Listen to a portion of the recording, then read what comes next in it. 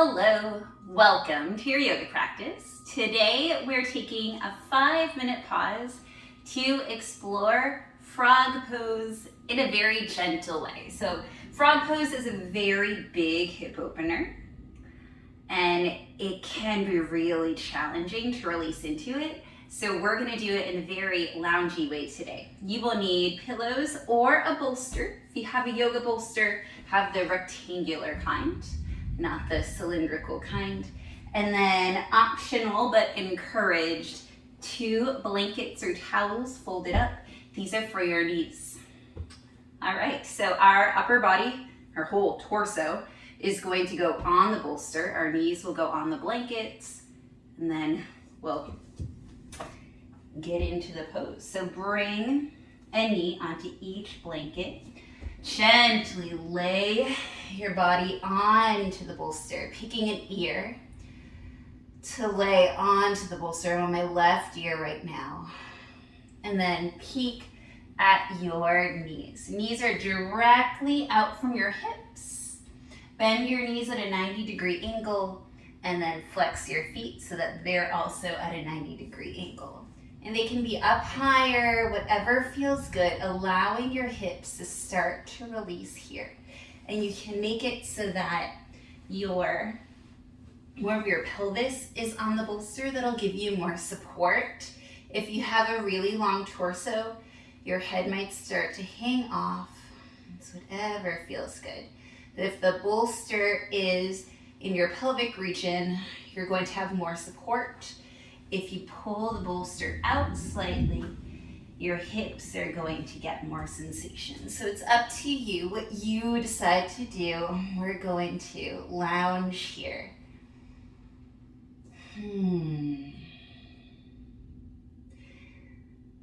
As you take super deep breaths, imagine that air that you're breathing in go in through your lungs and into your hips. Relaxing them, relaxing your glutes, relaxing those inner thighs, your outer thighs. It's really easy to grip here and to hold on to tension. Most of us hold on to a lot of our emotions in our hips, and they tend to just be tight. It's not very common for people to just break out in a hip stretch, right? And people don't just lay down on the floor and do something like this. So opening up your hips isn't something we naturally do in our day-to-day lives. So putting in some time, a few times a week, even daily, to open your hips, to relax into it. And it can definitely be something supported like this. You don't have to go as far. Every little bit helps.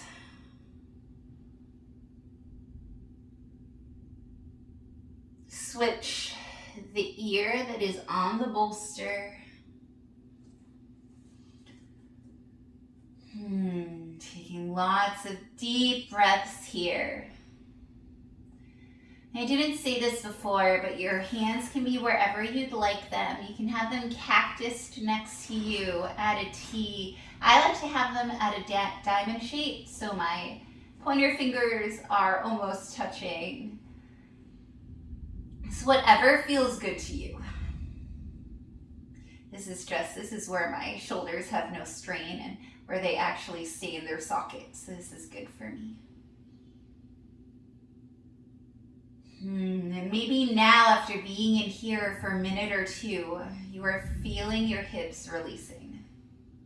You're feeling them descend, letting go of all that tension.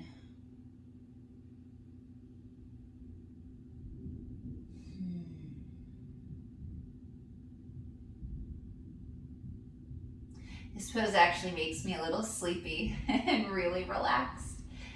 They can also stimulate a lot of emotion because we are getting into our hips. And if you're someone that stores emotions and frustration and anger and sadness and all those feelings in your hips, you might start to release some stuff.